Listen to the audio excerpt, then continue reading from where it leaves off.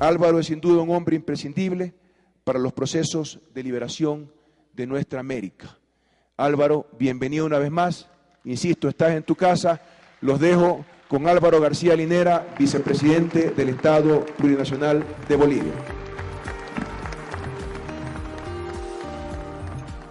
Ecuador, muy buenos días. América Latina, muy buenos días.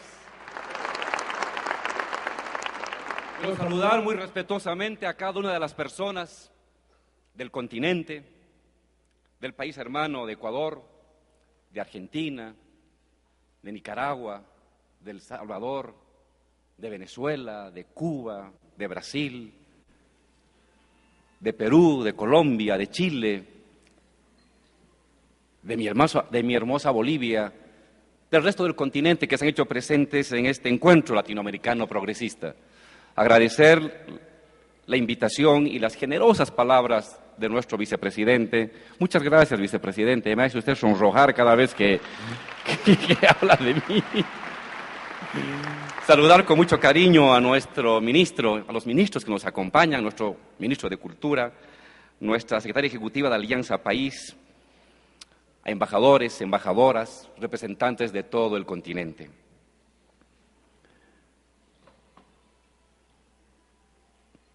El día de hoy yo quisiera compartir con ustedes, dialogar con ustedes, algo así como un balance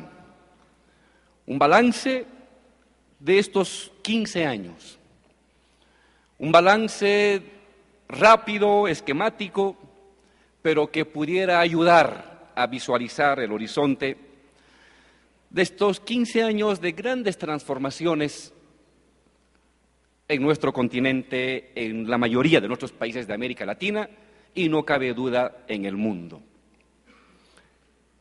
Quiero destacar en 10 puntos no solamente algunos avances, algunos logros en el ámbito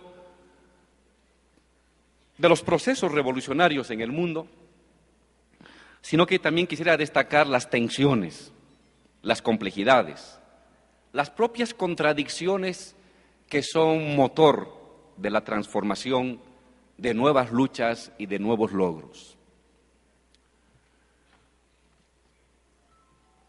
Porque somos un proceso en movimiento, porque no somos algo estático, es que tenemos futuro.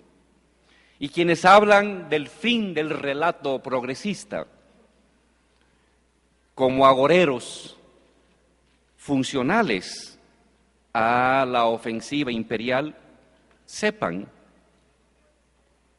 que venimos de la lucha, que nos hemos forjado en la lucha, que nada de lo que se ha hecho en el continente ha venido como regalo ni concesión de nadie, y que estos procesos habrán de continuar porque tenemos un pueblo y un continente de lucha, y seguiremos teniendo un continente y proceso de lucha.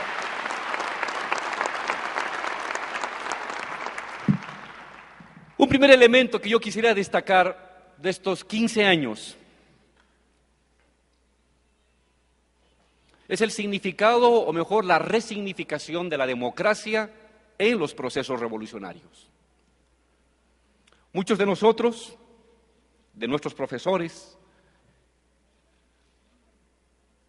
de la izquierda de la que emergemos o de la izquierda que heredamos sus glorias y sus derrotas en el siglo pasado, había concebido a la democracia como un escenario sospechoso, digámoslo así, hasta cierto punto incómodo, que tenía que ser utilizado de manera instrumental para conseguir y para llegar a la revolución, para conseguir y llegar al socialismo. El siglo XX estuvo marcado en las izquierdas en general por una mirada esquiva respecto a los procesos democráticos. Estos últimos 15 años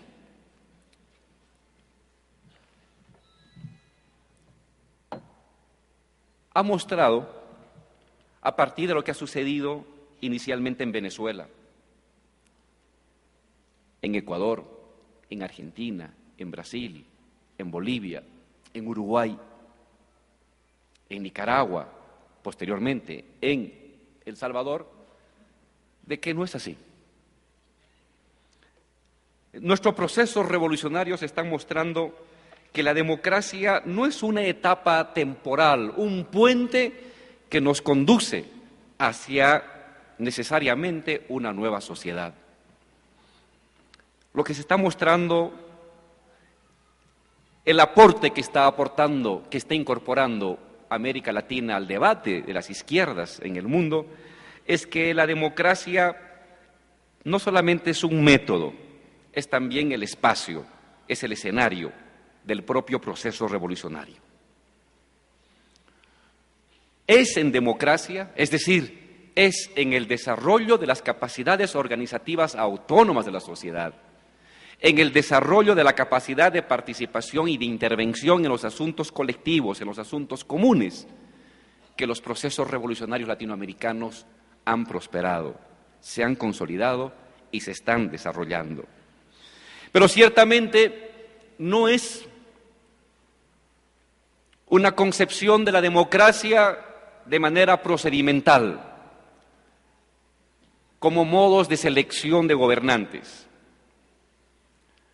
ni siquiera solamente como principios éticos, en la versión liberal de lo democrático, en la versión procedimental y minimalista de lo democrático.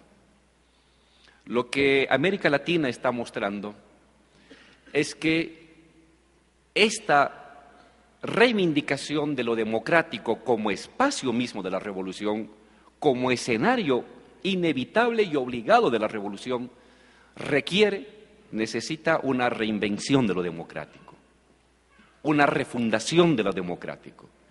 Ya no únicamente como modo de seleccionar a gobernantes, que lo es, ya no únicamente como modo de respetar asociatividad, pensamiento y actividad política, que lo es, sino una reinvención de lo democrático a partir de su fundamento, de su esencia. Lo democrático como creciente participación de la sociedad en la toma de decisiones.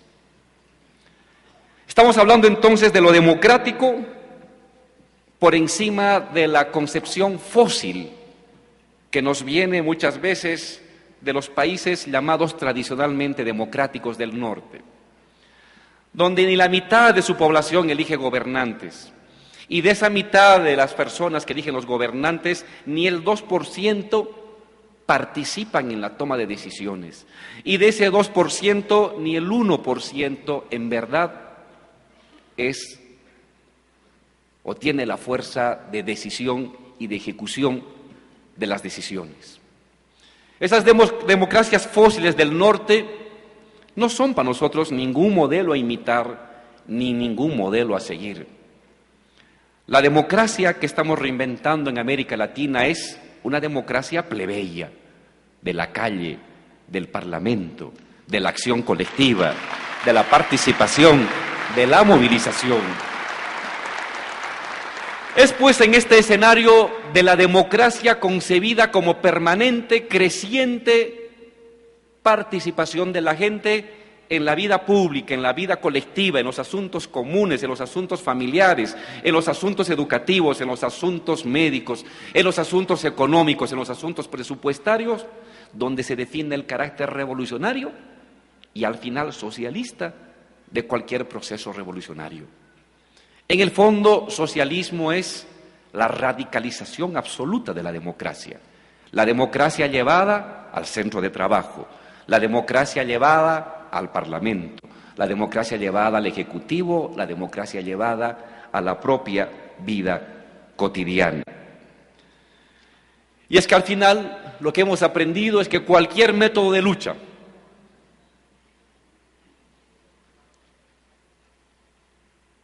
solo ha de ser revolucionario si tiene la participación de la gente. O la vía armada o la vía pacífica ha de tener su efecto real solo en la medida de la permanente, creciente ampliación y desborde de la sociedad en el ejercicio, el cumplimiento y el desarrollo de ese método.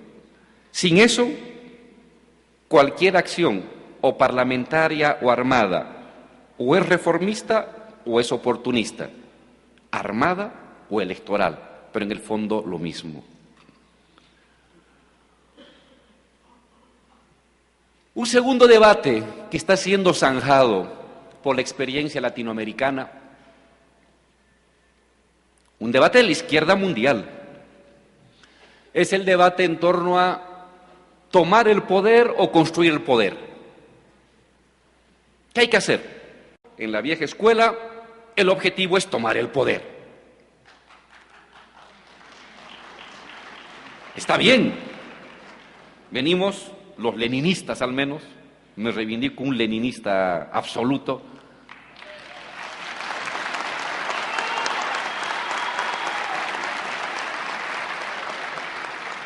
la toma del poder. Es correcto.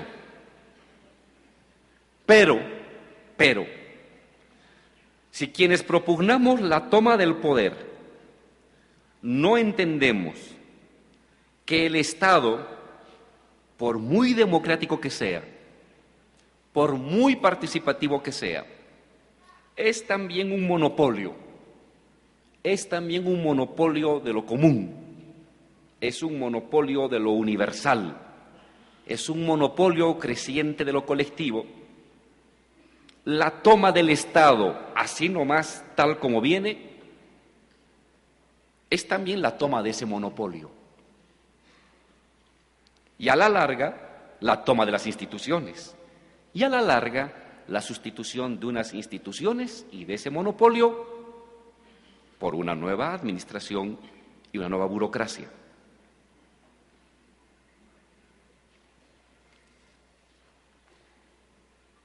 Frente a ese riesgo de convertir la revolución en un proceso que simplemente sustituye a una élite por otra élite, surgió el debate. Entonces no hay que tomar el poder. Compañero John Holloway y la gente que trabajó con él, hace 10 años puso en debate en las izquierdas mundiales latinoamericanas, entonces no hay que tomar el poder. Transformar el mundo sin tomar el poder. Claro, se entiende que es un esfuerzo por alejarse de esta sustitución de élites. Se entiende que es un esfuerzo por alejarse del control de un monopolio, es decir, de una concentración de decisiones, porque eso también es el Estado. Pero al hacerlo, quienes reivindicaron la no toma del poder para cambiar el mundo.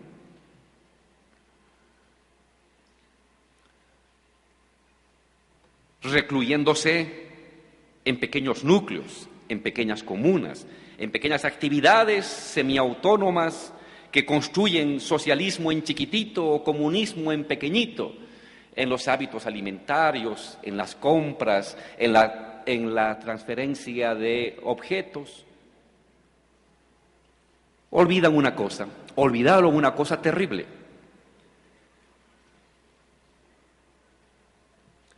Que cuando uno se aleja, dice, yo no quiero embadurnarme, yo no quiero mancharme con el poder y me recluyo en mi pequeña comuna, me recluyo en mi pequeño lugar al margen del poder, lo que estoy haciendo es dejar que el poder, independientemente de lo que yo diga o haga, siga existiendo.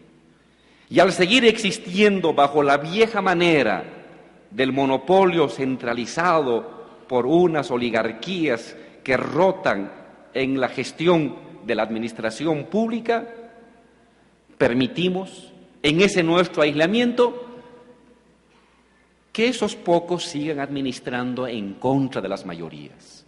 Permitimos y admitimos en nuestro silencio y en nuestro aparente abandono y reclusión monástica, en un centro donde nadie se contamina, estamos dejando en pie que el poder del Estado se mantenga en manos de pequeñas oligarquías, en manos de pocos que privaticen los recursos de muchos. Se deja que el Estado y ese monopolio llamado Estado siga desorganizando a la sociedad, siga conduciendo la desposesión de los recursos comunes de la sociedad. Y lo peor, que esto público no estatal que produce la sociedad, que surgen esas pequeñas iniciativas autónomas o semiautónomas de la sociedad, de manera aislada y desarticulada, a la larga queden subsumidas por el propio Estado y por los propios procesos de valorización del capitalismo. El gran problema de solamente enfocar, tomo el poder o construyo poder al margen del Estado, radica en que hay y hubo en la izquierda una concepción del Estado como una cosa. Y por lo tanto, si es una cosa, o bien es conquistable, hay que conquistar el Estado, o bien es distanciable, hay que alejarse de esa cosa que nos envenena. En ambos casos, el Estado es visto como cosa, a conquistar o a huir de ella, de esa cosa. Conquisto la cosa, huyo de la cosa. El problema es que el Estado no es solo una cosa. El Estado es también una cosa, pero es más que una cosa. Son instituciones, son normas, son procedimientos que le dan forma cósica al Estado. Pero el Estado es más que eso. El Estado es una relación entre las personas. Es una manera de vincularnos cotidianamente entre las personas en torno a cosas que nos involucran a todos. La vialidad, la educación, el intercambio de productos, la sanidad, el respeto, los procedimientos lógicos, los procedimientos morales.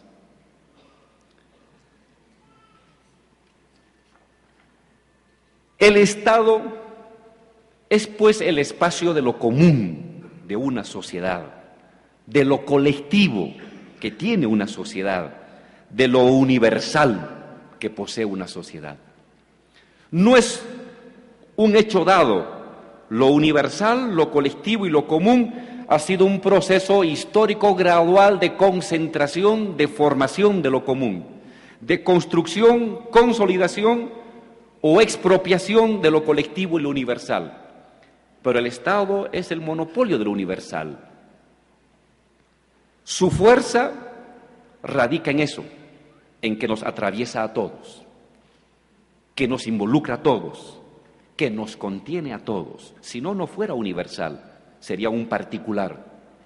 En la medida en que nos involucra a todos, aún a los que no queremos nada con el Estado, aún a los que huimos del Estado,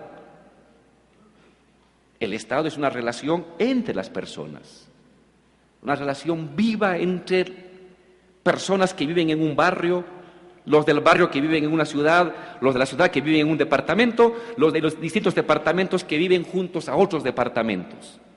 ¿Qué tienen en común? Pues eso es el Estado. Lo común que tienen personas que viven acá, en Quito, con las personas que viven en Guayaquil, con las personas que viven en la sierra, con las personas que viven en la Amazonía, lo común que tienen está concentrado en el Estado. El Estado es pues también la gestión de lo común, la gestión de lo universal, la gestión de lo colectivo que tiene una sociedad, de lo colectivo estatizado que tiene una sociedad. Pero también es monopolio.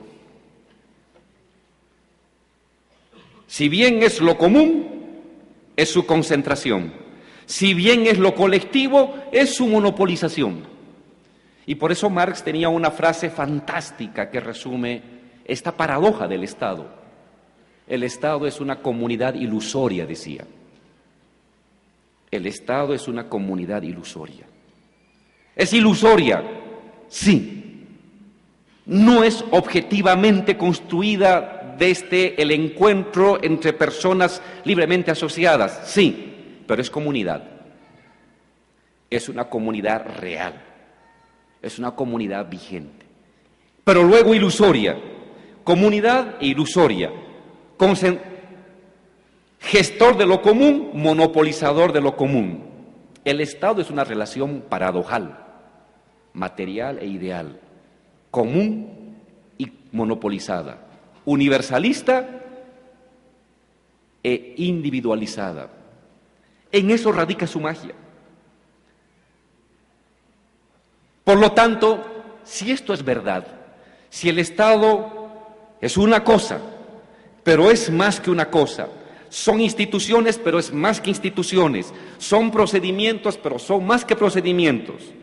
Si el Estado es también lo común, los preceptos lógicos, los preceptos morales con los que integramos nuestra vida en común, personas que vivimos en lugares muy distintos, pero que nos sentimos partícipes de una misma comunidad histórica en el mundo, si el Estado es eso, entonces hay que tomarla, hay que tomar esa relación, hay que conquistarla. No te puedes quedar al margen del poder, porque eso, a los únicos que benefician es a los que están en el poder y están destrozando las sociedades del poder. No puede haber izquierda revolucionaria que no opte por la toma del poder. Es un falso debate. Pero una izquierda revolucionaria, entendiendo que el Estado, si bien es comunidad, es también ilusoria, es también monopolio, no puede contentarse con tomar el poder. Está obligada desde antes, en medio y como continuación del proceso, transformar ese poder, democratizar ese poder, construir poder. Si solamente nos dedicamos a tomar el poder sin transformarlo, sin democratizarlo, sin construir poder social que democratice la toma de decisiones, a la larga devendremos en una nueva élite.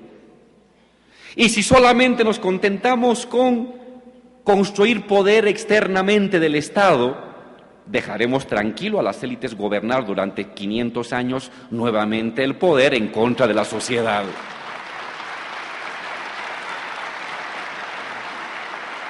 Si el Estado es una institución paradojal, la revolución también es paradójica. Las revoluciones contemporáneas son revoluciones paradójicas. Toma del poder, construcción del poder. Construcción del poder, toma del poder. Ampliación del poder, concentración del poder. En ese juego, en esta dialéctica, se juega el destino de una revolución.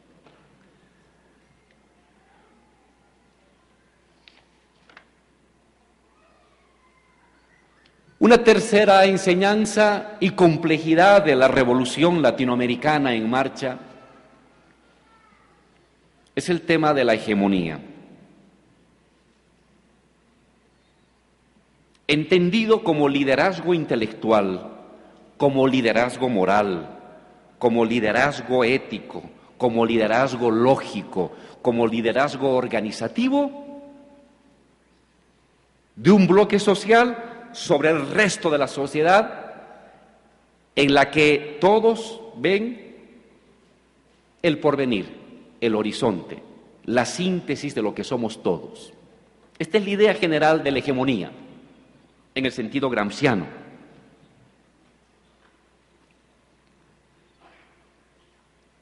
¿Cómo lograr esta hegemonía?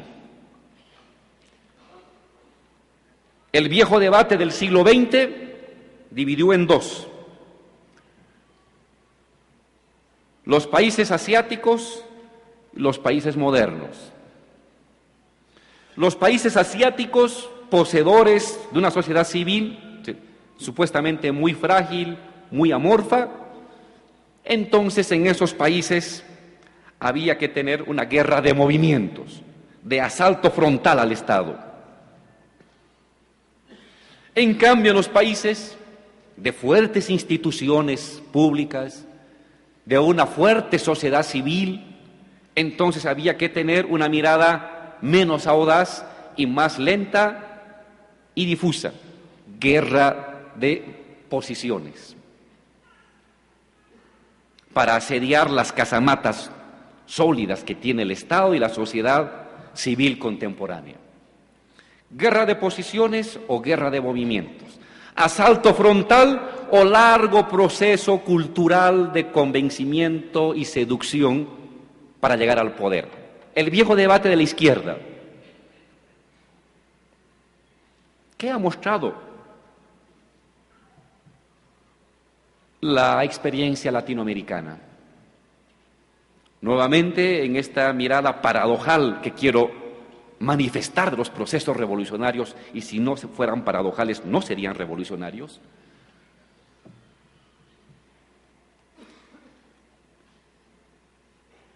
Es que los dos son necesarios.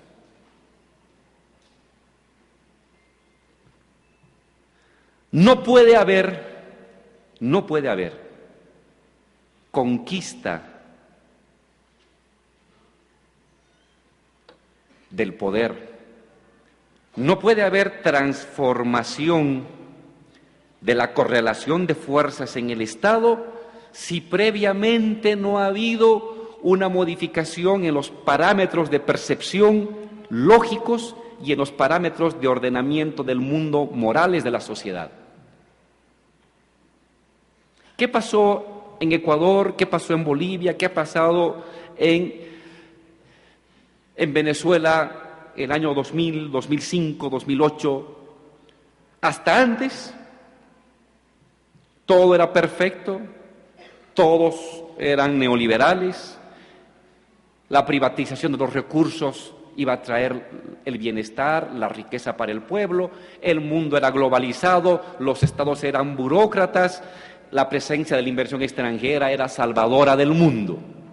Eso ordenaba la vida cotidiana de las personas, su horizonte de acción, su parámetro lógico y su tolerancia moral hacia los gobernantes. ¿Y qué pasó? Hubo un momento en que eso ya no era tolerable, en que eso no era creíble, en que eso no era verificable. Y poco a poco ese descreimiento sobre este ordenamiento neoliberal del mundo, sobre estas ideas fuerza que ordenaban la organización cotidiana del mundo en nuestras sociedades, fue cuestionada, se fue resquebrajando, fue siendo debatida, primero por dirigentes políticos, por dirigentes sindicales, por académicos, por la ama de casa, por el estudiante. Algo no cuajaba. Algo no encajaba en este horizonte del fin de la historia al que todos teníamos que ceñirnos tarde o temprano para conseguir la felicidad. Y la felicidad no llegaba. Y ese fin de la historia no se presentaba como fin. Y el paraíso había sido sustituido por un infierno cotidiano para conseguir el trabajo y la comida diaria. Previamente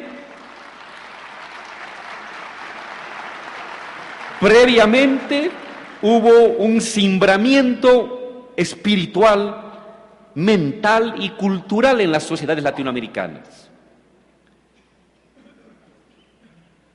En unos casos promovidos por una acción militar, en otros casos por una acción colectiva frente a los dueños del agua, en otros casos por una movilización frente al gobierno que había engañado a su pueblo. Un quiebre cultural, una ruptura simbólica, un conjunto de modificación del sentido común de la sociedad. Y sobre ese escenario abierto por un quiebre cultural que modifica las tolerancias morales de las personas, que habilita un espacio de predisponibilidad a nuevas fidelidades, a nuevos proyectos, a nuevos liderazgos, sobre ese escenario emerge cada uno de los procesos progresistas en América Latina, con el presidente Chávez, con el presidente Kirchner, con el presidente Correa, con el presidente Lula, con el presidente Evo. No se trata de personas que caen como un rayo en cielo despejado, no.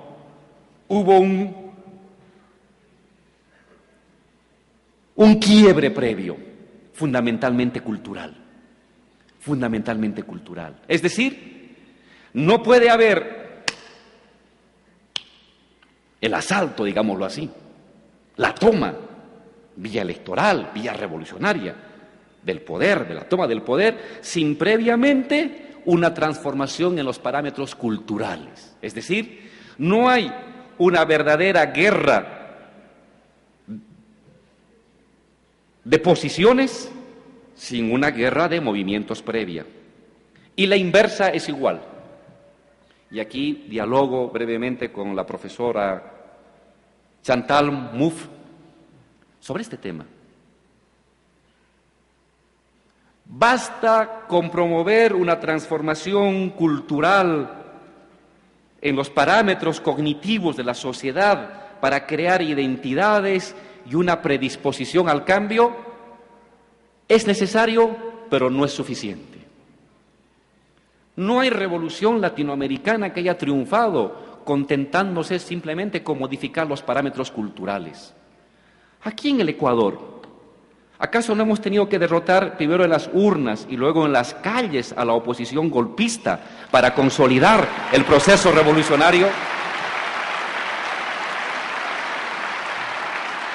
En Bolivia, ¿no hemos tenido acaso que derrotar a los separatistas y a la derecha que quería dividir Bolivia y la tuvimos que derrotar electoralmente, políticamente, militarmente, para recién consolidar los procesos?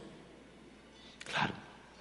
No hay revolución duradera, no hay revolución verdadera que simplemente se asiente con la transformación gradual de los parámetros culturales.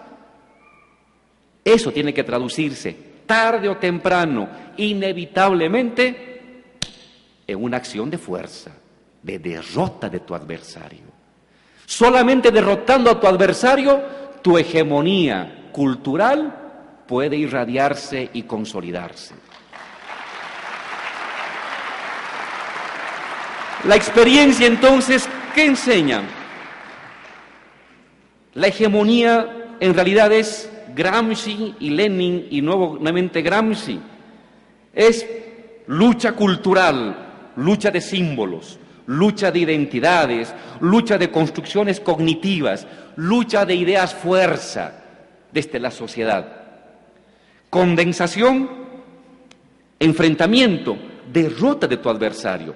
Tienes que derrotar a tu adversario, si no, no has triunfado.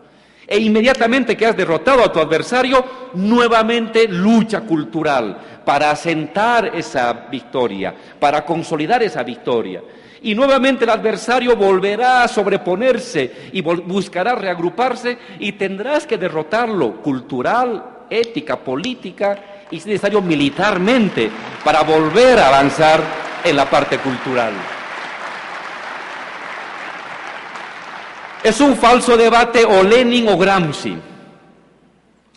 Gramsci sin Lenin es un proceso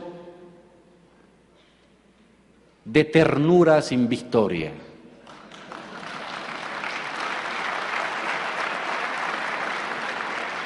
Lenin sin Gramsci es un hecho de fuerza sin irradiación.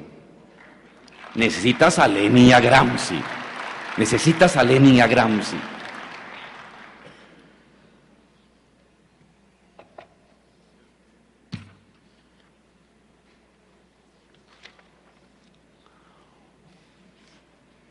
Un cuarto punto que emerge del anterior, de nuestros procesos revolucionarios latinoamericanos, es la importancia de la lucha por el sentido común. El sentido común son ideas, ordenadoras del mundo, son ideas ordenadoras de la cotidianidad, son ideas movilizadoras. Es el punto donde se define la tolerancia moral entre gobernantes y gobernados. Es el lugar de las certidumbres estratégicas de la sociedad. La dominación neoliberal evidentemente fue fuerza, fue coerción, fue imposición, pero también fue idea-fuerza. El neoliberalismo también, y quizás fundamentalmente, fue un conjunto de preceptos mentales, un conjunto de ideas-fuerza, un conjunto de sentidos comunes, de lo propio y lo ajeno, de lo privado y lo colectivo, de lo extranjero y lo nacional, de lo eficiente y de lo ineficiente, de lo probable y de lo improbable, mediante el cual la sociedad, la ama de casa, el estudiante, el dirigente, el partido político, el congresista, ordenaban el mundo, se explicaban el mundo y se ubicaban en el mundo para andar en el mundo. Se trata, pues, las ideas fuerza de esquemas mentales, de esquemas lógicos y morales que tienden a naturalizar el hecho de la dominación, a volverlo cuerpo, a volverlo carne, a volverlo rutina, a volverlo natural, entre comillas. Si esto es así, la revolución, la lucha contra el neoliberalismo, que requiere de golpes de fuerza electoral, de golpes de fuerza social, colectivos, movilizables, requiere en lo fundamental también nuevas ideas fuerza. Ideas esperanzadoras, ideas con la capacidad de generar movilización y acción colectiva, con la posibilidad de territorializarse e irradiarse. No hay lucha victoriosa contra el neoliberalismo sin una lucha en las ideas, antes de la toma del poder, el momento de la toma del poder y fundamentalmente después de la toma del poder. Y hago un llamado de atención sobre ese punto a los partidos políticos, más de 54 organizaciones políticas de América Latina, 14 del Ecuador. No podemos descuidar la lucha por las ideas después de las victorias.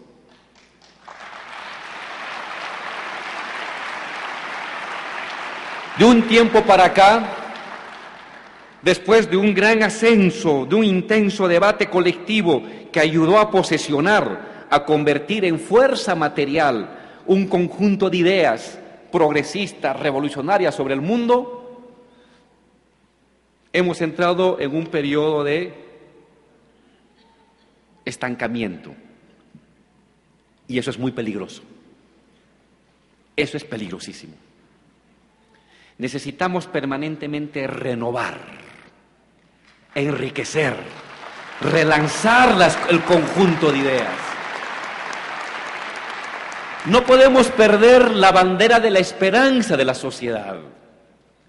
Una revolución es una esperanza en movimiento, una esperanza movilizadora en movimiento práctico.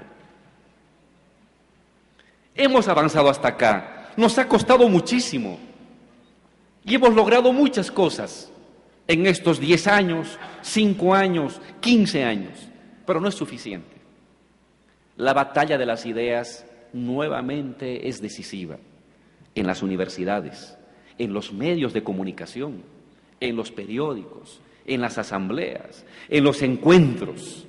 No debe haber escenario donde no esté el revolucionario con su idea, con su pancarta, con su frase, con su periódico, con su discurso, para dar esta batalla. En muchos lugares de América Latina, los luchadores sociales que estábamos o en el ámbito sindical, o en el ámbito gremial, o en el ámbito académico, hemos pasado a gestión de gobierno. Era necesario, por supuesto, pero hemos dejado la retaguardia abandonada. Y eso es muy peligroso. Necesitamos volver ahí. Tan importante como un eficiente ministro de gestión pública, tan importante como un ministro de obras, tan importante es un dirigente en la asamblea conduciendo el sindicato, la federación, la confederación. Es el académico enseñando en la universidad. No concentremos toda la fuerza intelectual y activa en la gestión de gobierno. No descuidemos el frente social. Lo digo como experiencia, vicepresidente. Eso nos ha pasado a nosotros y es un error. Muchos dirigentes combativos y luchadores se han pasado a gestión de gobierno. Y claro, ahora son diputados, son alcaldes, son ministros. Excelente, tenemos un parlamento con el 65% de organizaciones sociales. Es un parlamento muy plural. Pero me preocupa lo que está pasando a nivel del sindicato, de la confederación, de la federación y de la academia. Y ahí es donde va a querer y se está comenzando a trincherar la derecha. No lo permitamos. Vayamos nuevamente allí a dar la batalla.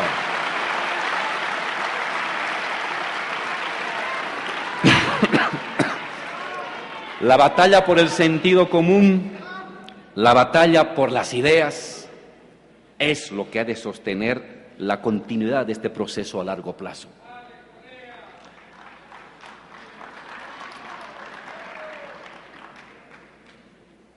Una sexta lección que hemos aprendido, que ha emergido de la acción y de la lucha de los procesos revolucionarios, lo decíamos al principio, ahora lo desdoblo, que la democracia no puede reducirse únicamente al ámbito de la participación parlamentaria, por muy plural, por muy participativa y expresiva que sea esto. No, los procesos revolucionarios se defienden, se asientan, se consolidan, se construyen y se profundizan teniendo fuerza en el Parlamento y teniendo fuerza en las calles, obligatoriamente.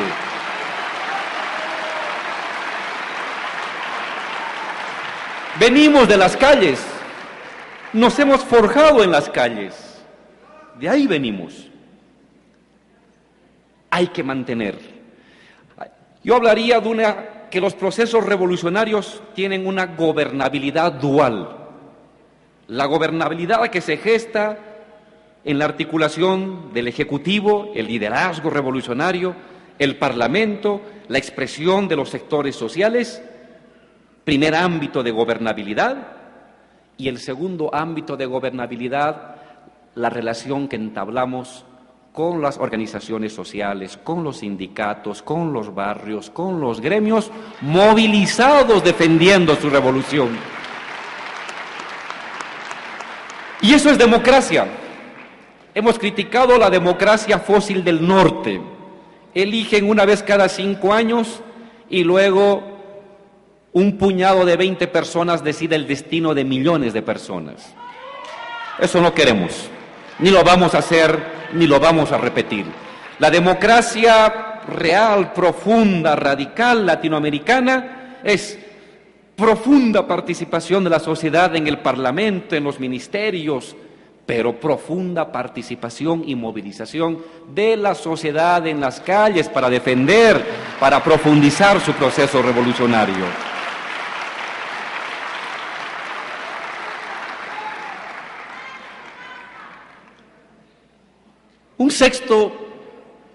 Una sexta lección que sacamos de nuestra experiencia revolucionaria es el tema del papel de la economía, de la gestión económica.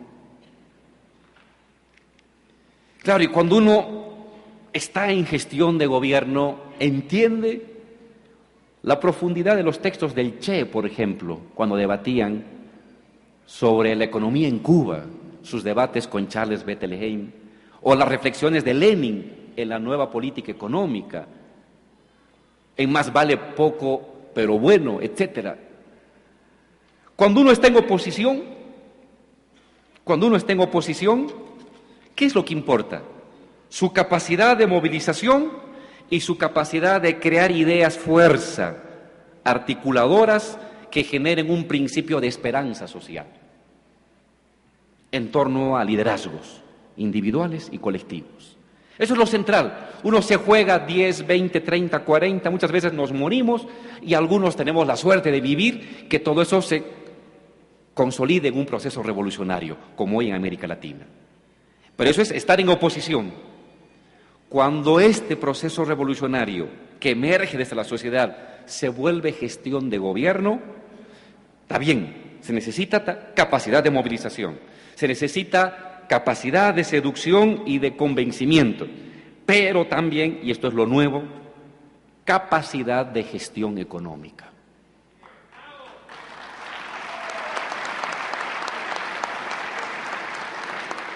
Los procesos revolucionarios latinoamericanos van a definir su destino en la economía. Porque los ciclos de participación, de movilización, los ciclos heroicos, no son perpetuos, son por oleadas, momentos de ascenso, consolidación, estabilización, descenso. Y luego viene un valle que puede durar semanas, meses, años, hasta un nuevo proceso de ascenso social. Y en estos valles, que a veces son cortos de semanas, a veces medianos de años o a veces largos, ya no son los momentos heroicos del derroche, de la generosidad y el universalismo desplegado como derroche revolucionario. Es el tiempo de la cotidianidad, de los resultados. Y al gobernante, al vicepresidente, al presidente Correa, al presidente Evo, al presidente Lula, al presidente Chávez, al presidente Kirchner, la sociedad le pide: he peleado mucho, presidente, me he sacrificado, este es mi proceso, es mi conquista, pero quiero también resultados. Quiero ver mi agua potable, quiero ver mi calle, quiero ver mi escuela, quiero ver mi hospital. Y es ahí, vicepresidente, lo está viviendo usted, lo aprendo de usted también, es donde tenemos que mostrar la otra cara del revolucionario. También ser revolucionario en la capacidad de gestión, en la capacidad de gestión económica de nuestro país. El futuro se va a definir ahí. Lo que vaya a pasar en América Latina, año 2015, 16, 17, 18, que es una etapa de transición,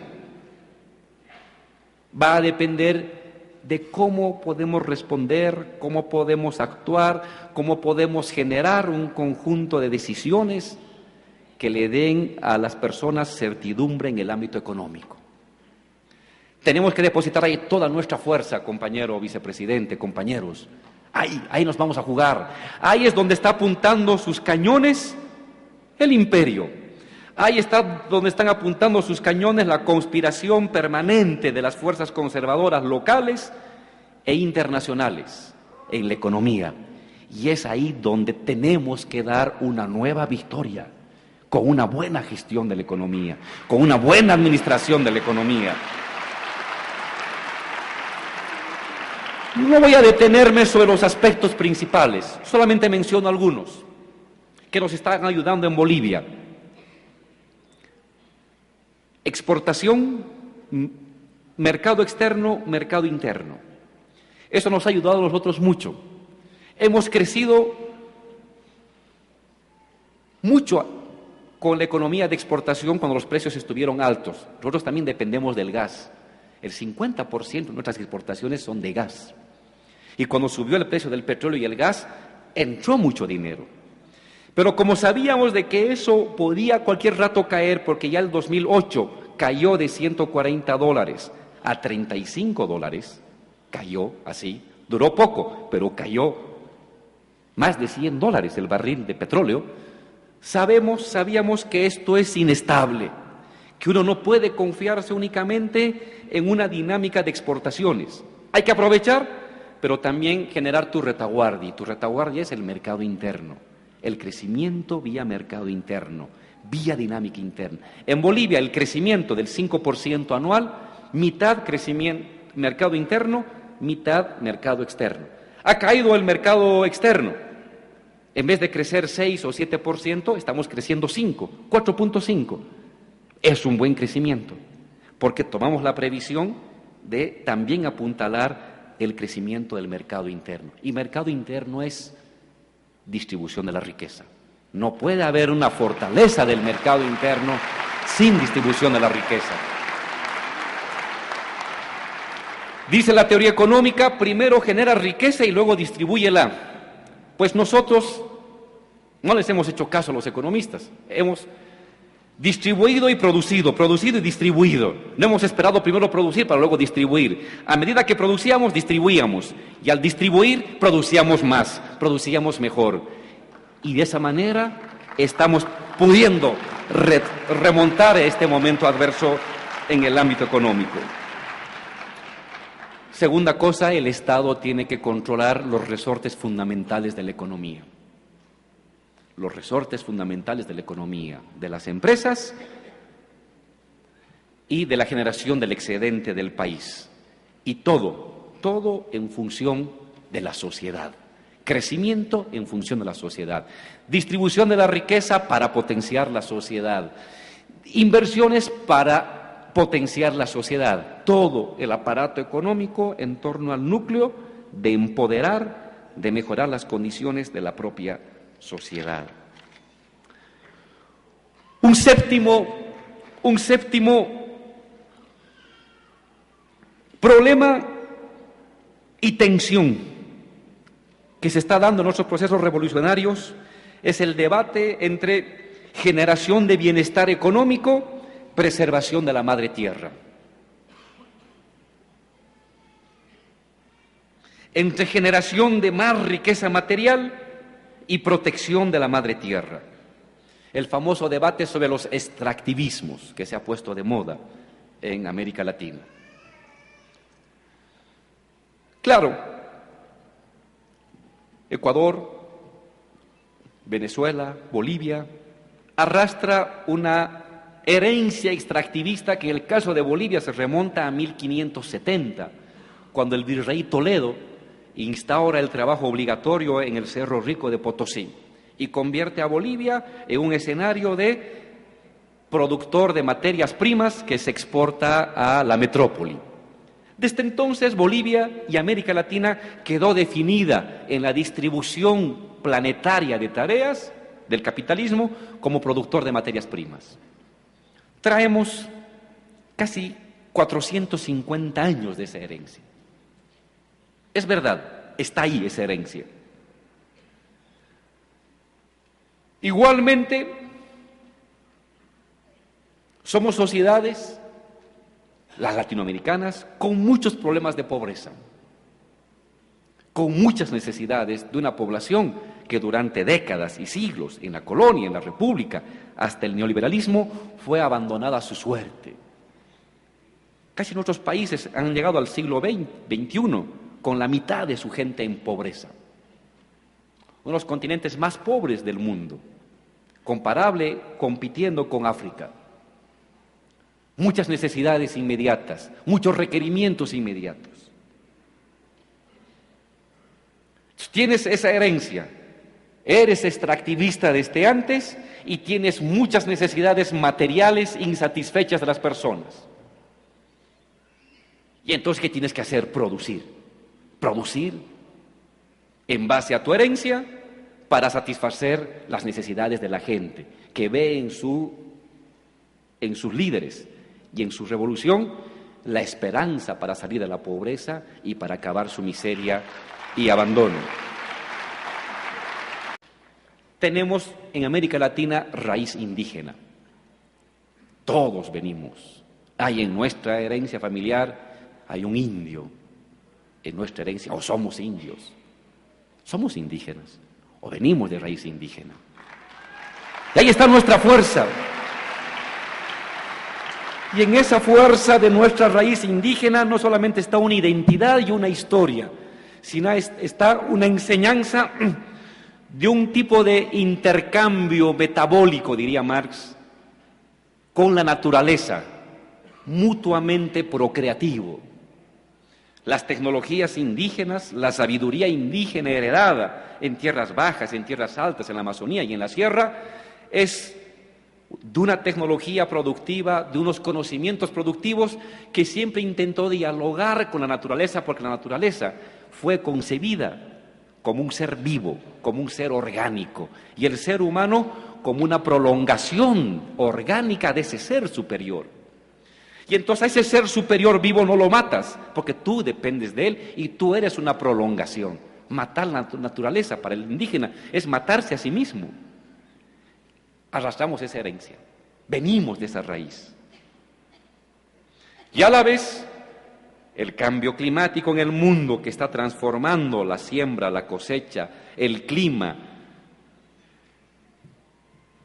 es también una responsabilidad del revolucionario, asumirla como una tarea a preservar la naturaleza. ¿Cómo hago coincidir las dos? Gran debate. Ni Lenin nos dijo cómo, ni Gramsci nos dijo cómo.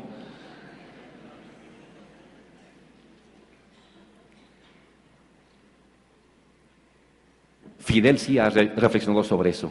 El comandante Fidel sí ha reflexionado sobre eso.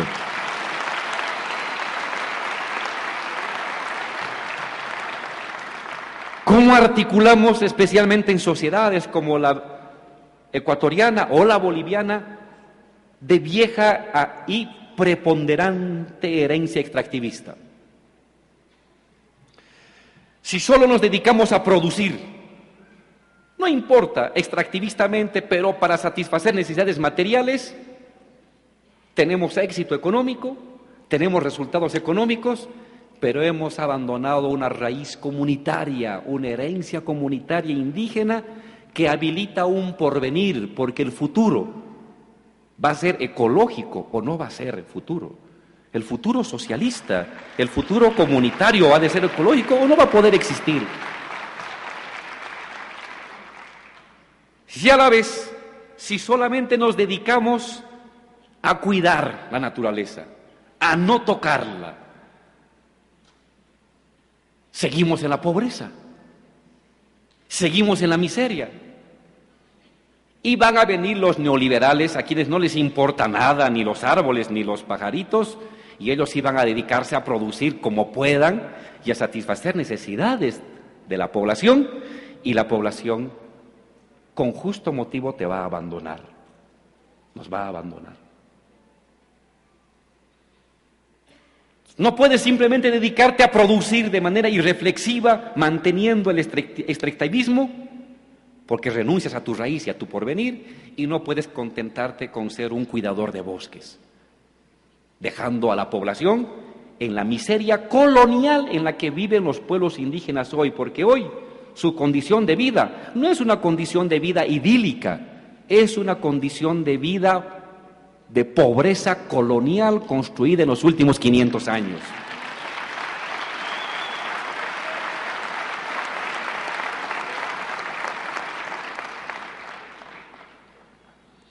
Eso es lo que nos propone el medioambientalismo colonial, yo le he llamado. Latinoamericanos, déjense de soñar con el progreso. Si quieren hacer algún aporte a la humanidad, dedíquense a cuidar árboles. El norte que siga produciendo, que siga inundando de CO2 el mundo, que siga destruyendo los bosques del mundo. América Latina dedicada ahora a generar el oxígeno que los del norte lo están aniquilando. Este es el medioambientalismo colonial, que los países del sur paguemos la plusvalía ambiental congelando nuestra producción, congelando nuestro desarrollo, congelando nuestro futuro, congelando nuestras condiciones de vida que son coloniales, supuestamente en aras de preservar la naturaleza, mientras los del norte siguen con la orgía destructiva del planeta.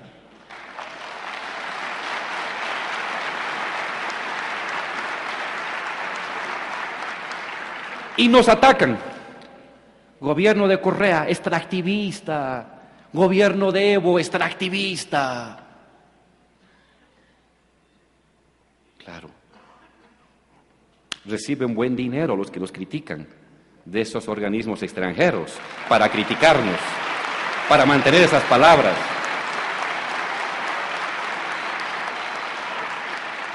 Y a la larga sirven a esos intereses externos. No, señores. ¿De qué se trata? ¿Qué es lo que estamos haciendo en Bolivia y qué es lo que yo veo en distancia, lo que se está haciendo en el Ecuador, que lo considero correcto? ¿Tenemos que salir del extractivismo? Sí, tenemos que salir. Pero no se sale congelando las condiciones de producción ni regresando a la edad de piedra. Se sale del extractivismo utilizando temporalmente el extractivismo para crear las condiciones culturales, organizativas y materiales de una población que salte a la economía del conocimiento. ¿De qué economía del conocimiento voy a hablar cuando tengo compañeros que viven en el altiplano, en casas de piedra, que caminan 5 horas para llegar a su colegio, que se sientan en un asiento de barro y que están durmiéndose todo el día porque no les alcanza el alimento para estar despiertos? ¿De qué economía del conocimiento se construye de esa manera?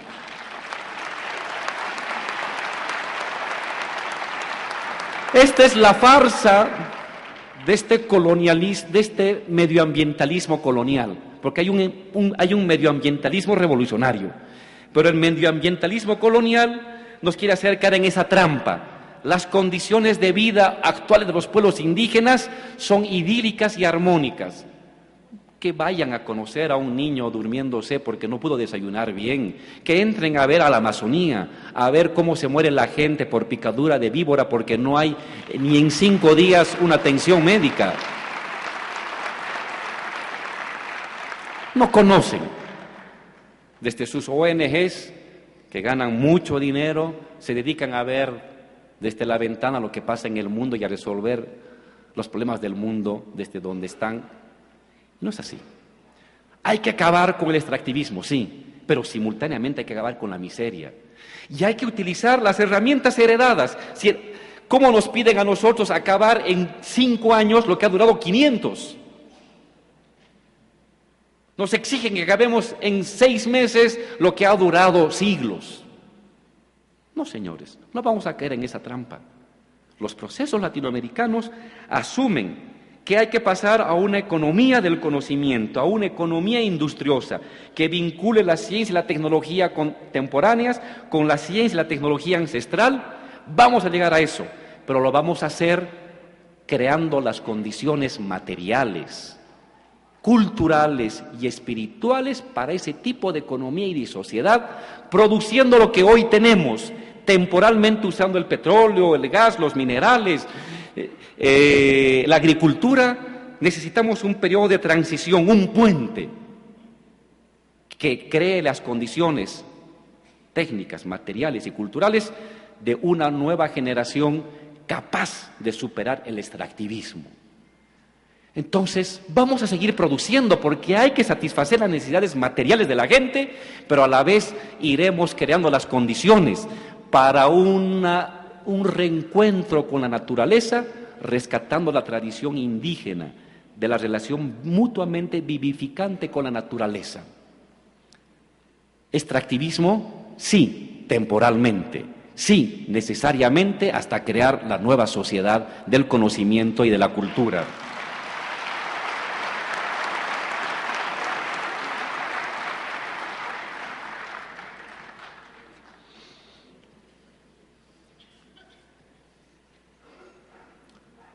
Permítame aquí criticar a esta izquierda de cafetín, que así le llamo yo. Si quieren ustedes, izquierda, hoy día bromeaba, deslactosada.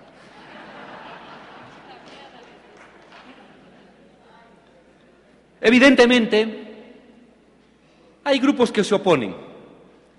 Dice desde la más izquierda del proceso. ¿Quiénes son? Es una izquierda perfumada que observa el fragor de los procesos desde el balcón, un café o desde la televisión. Es una izquierda bien remunerada. Es una izquierda que se horroriza del lenguaje guerrero y del olor de la plebe en las calles. Le incomoda el estruendo de la batalla. Le incomoda el estruendo de la batalla y el desorden de una democracia de barricada. Es una izquierda que degusta su café descafeinado, que critica a los gobiernos progresistas que no han construido en una semana el comunismo, que aprovechando el descanso de su fitness matinal nos critican de que no hayamos acabado de una buena vez con el mercado mundial. Y en seminarios donde rinden cuentas de sus financiamientos externos, que garantizan su buena vida, denuncian a los gobiernos progresistas por no haber instaurado instantáneamente y por decreto el buen vivir.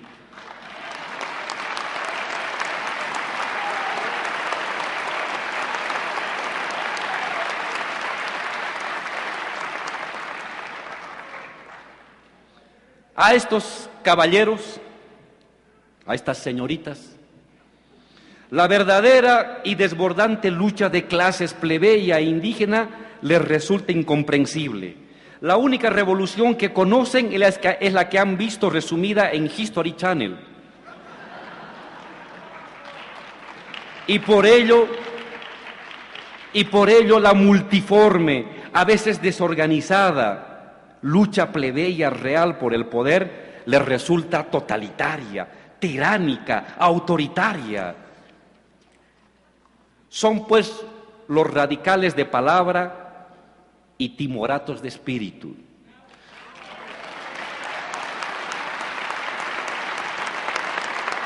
Son los arrepentidos cómplices del pasado neoliberal, devenidos de manera sorpresiva hoy en ultrarradicales profetas del inminente fracaso de los procesos revolucionarios. Portadores de teorías deslactosadas, no tienen ninguna medida concreta, ninguna sola propuesta práctica enraizada en el movimiento social que pueda hacer avanzar los procesos revolucionarios. Son, por tanto, los mediocres corifeos internos de la nueva ofensiva imperial que buscan desestabilizar a los procesos y gobiernos progresistas. Su pseudo-radicalismo abstracto e inoperante no apuntala a ninguna movilización, ni refuerza la acción colectiva de los sectores populares, campesinos, obreros o indígenas. Eso sí, su discurso aglutina el conservadurismo y el racismo de sectores acomodados, que bajo el camuflaje de un discurso pseudo-izquierdista o pseudo-ambientalista buscan desprestigiar los procesos revolucionarios. Al no impulsar la movilización autónoma de las clases subalternas, ni ser alternativa de poder real, estos pseudo-radicales trabajan para los restauradores del neoliberalismo. Son los ideólogos del fin del relato del progresismo latinoamericano. Los conozco. No soy tan mayor como mi profesor Emir, pero me tocó a mí vivir un proceso parecido en los años 80. Y vi un proceso progresista y estudié lo que pasó en Bolivia con el gobierno progresista de Torres, con el gobierno progresista de la UDP, que tenía sus problemas y sus dificultades. Y surgió una oposición de izquierda, radical, que le demandaba el comunismo, el socialismo, el decreto, el nacionalizar los mercados, el hacer todo inmediato y ya. Esos no fueron alternativa de poder. Ayudaron a derrocar a los gobiernos progresistas. Y no entraron al poder. Lo que habilitaron es 10 años de dictadura militar, 20 años de neoliberalismo. ¿Y saben qué? como por suerte estamos vivos para conocer la historia, no la vamos a repetir. No vamos a permitir que estos tipos vuelvan a socavar procesos revolucionarios, ayudando a un regreso de las fuerzas conservadoras. Permítanme cerrar con un 9º punto. Eran 10, me he comido uno para no hacerlo tan largo. El tema de la cohesión nacional estatal. Podemos decir que el neoliberalismo en el mundo ha tenido, en términos generales, 2 fases, 2 etapas a nivel mundial. Una fase que va de los años 1980, con Reagan y Thatcher, hasta el año 2000, 2005, y una segunda fase del 2005 hasta hoy, y no sabemos cuánto más, a nivel mundial.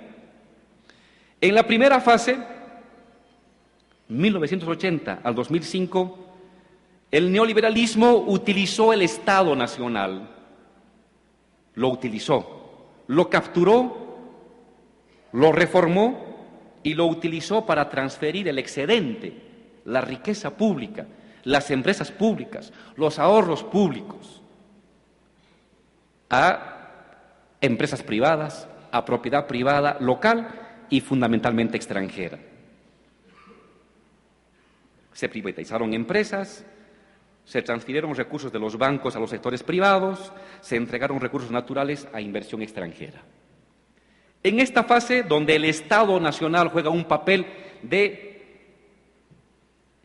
regulador y transferente de lo público a lo privado, el Estado también juega el papel de cohesionador cultural de la sociedad en torno a la privatización. Cumple funciones de privatizar, de transferir lo público a lo privado, y funciones de dar la cohesión cultural, la cohesión ideológica, el cemento, diría Althusser, para mantener la percepción de la sociedad articulado a las decisiones gubernamentales. Estamos hoy ante una nueva fase del neoliberalismo. En esta nueva fase, el Estado nacional, los estados plurinacionales, son un estorbo. Y me atrevo a decir que han sacado la lección de lo que ha pasado en América Latina para, con esa lección, para no repetirla, comenzar a operar en el mundo árabe y en Europa. Hoy estamos ante una fase distinta del neoliberalismo. Ya no le son cómodos los estados nacionales, no le son cómodos, no le son funcionales, no le son útiles. Y entonces han pasado a una etapa de desmembramiento, debilitamiento y fraccionamiento de los estados, con 2 variantes. La primera variante de este desmembramiento de los estados: formación de oposiciones políticas movilizadas, creación de áreas extraterritoriales del Estado, pueden ser parques nacionales, faccionalismo regional en algún país, posteriormente promover guerras civiles, intervención militar extranjera. El caso de Irak, el caso de Afganistán, el caso de Libia, el caso de Túnez, el caso de Siria. No sé si el caso de Ucrania también puede entrar en este modelo de desmembramiento de los estados nacionales. La otra variante es impulsar privatizaciones, ampliar el endeudamiento público, impulsar pérdida de soberanía tributaria de esos estados, pérdida de soberanía monetaria, recorte de áreas de intervención estatal. El ejemplo de Grecia ahí es paradigmático. Grecia es el ejemplo de esta otra modalidad de derrumbe de la soberanía estatal. Lo que ha hecho Europa, Merkel, Alemania, el Fondo Monetario y el Bundesbank con el pueblo griego. Ambas vertientes, vía guerra civil, vía pérdida o recortamiento de soberanía conducen a una implosión de los estados, a una cohesión ideológica ya no por parte del Estado, sino por estructuras supraestatales y un nuevo reparte imperial de empresas, recursos y áreas geográficas. Este es el momento novedoso. Si en los años 80 los estados eran funcionales al desarrollo del neoliberalismo, en esta etapa los estados no le son funcionales. Vean la aniquilación de los estados laicos en el mundo árabe, es terrible. Es terrible. Al final se trata de ver quién controla la geopolítica y el petróleo, pero ahora bajo vía de fragmentación de pequeños feudos armados, enfrentados uno contra otros. Si esta es la lógica contemporánea, la defensa de los estados, pero necesariamente bajo un nuevo mando, bajo un nuevo bloque social de poder, se presenta como una tarea imprescindible en los procesos revolucionarios de América Latina y del mundo. La defensa de los procesos en América Latina ha de requerir profundización de la revolución y radiación a otros lugares. Los procesos, y eso es importante no olvidar, no son permanentemente ascendentes, son por oleadas, avanzan, se consolidan, se estancan, retroceden, caen, vuelven a levantarse en un proceso continuo de avances y retrocesos por oleadas. En el fondo, la lucha del pueblo, solo la lucha ha de definir el futuro curso histórico del continente y del mundo. Muchas gracias.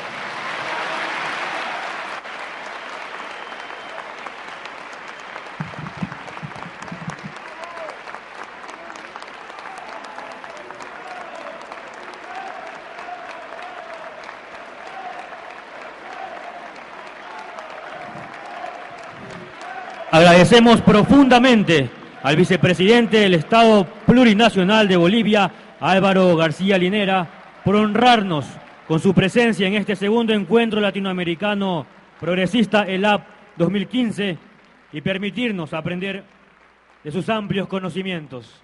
Un fuerte aplauso, por favor.